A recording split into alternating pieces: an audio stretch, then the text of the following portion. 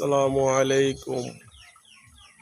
আমাকে অনেক ভাই কমেন্ট করছেন এবং কিছু কিছু ভাইরা আছেন, ফোনও দিয়েছেন এবার, যে ভাই আপনি একটি ভিডিও দিয়েন যে মুরগিগুলো এই সময়কালে শুকিয়ে যাচ্ছে এবং শুকিয়ে যাওয়ার পর মুরগিগুলো আপনার আস্তে আস্তে আস্তে আস্তে মানে দিন দিন শুকাচ্ছে আর আপনার দুর্বল হয়ে যাচ্ছে। সেই ক্ষেত্রে ফলে কি করতে চান, কি করতে পারি?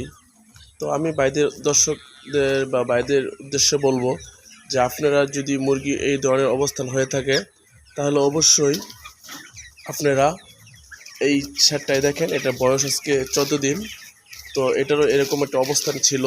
সেই দৃষ্টিকোণ থেকে আমি ডাক্তারের পরামর্শ অনুযায়ী এবং যে জিনিসটা ব্যবহার করেছি সেটা হলো আপনার ফরফেনিকল, আর হচ্ছে ফরফেনিকল সাথে 2+ নিয়োগ জেল, আর পরে আপনার পিএস, এই তিনটা ব্যবহার করেছি। তিনটা ব্যবহার করার পর আলহামদুলিল্লাহ মুরগির অনেক অনেক উন্নতি এসেছে। সেটা আপনারা এখন এই ভিডিওতে দেখতে পারতেছেন যে মুরগির দৌড় দাপ এবং শরীরের যে অবস্থানগুলি আজকে যে 14 দিন বয়সের মুরগি এবং ফুলফুলা যে বাপটা সেটা আপনারা অবশ্যই দেখতে পাচ্ছেন। দেখেন যে মুরগির মাঝখানে আজকে 14 দিন বয়সের যে মুরগির যে অবস্থানটা আপনারা ভিডিওতে আসলে কতটুকু দেখাতে পারতেছি বুঝতে পারতেছি না, কিন্তু আলহামদুলিল্লাহ মুরগি অনেক অনেক ভালো।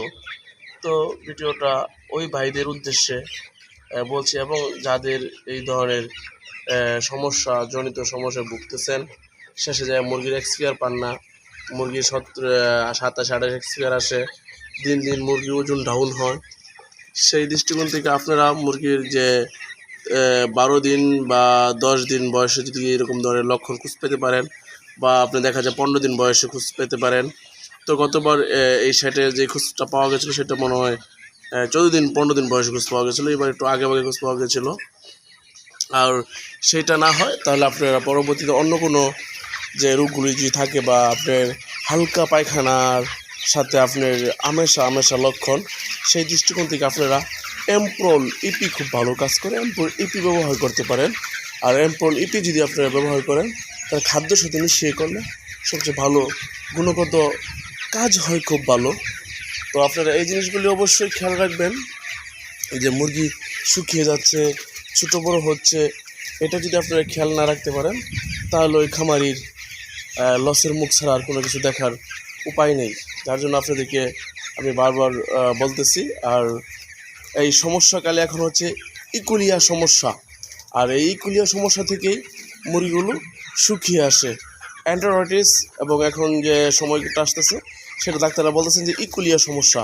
আর এই ইকুলিয়া সমস্যাগুলো দূর করার জন্যই আপনারা ব্যবহার করবেন 2টা অ্যান্টিবায়োটিক সাথে 2+ আর আপনার পিএস। 2টা অ্যান্টিবায়োটিক হচ্ছে আপনার, একটা হচ্ছে আপনার ফরফেনিকল 1 গ্রাম 2 লিটারে ব্যবহার করবেন, আর হচ্ছে আপনার যে নিয়োগ জেল 70টা আপনারা ব্যবহার করবেন একে একে। তাহলে ইনশাল্লাহ মুরগির সমস্যাগুলো দূর হওয়ার সম্ভাবনা থাকবে। তো আজকে এই পর্যন্তই।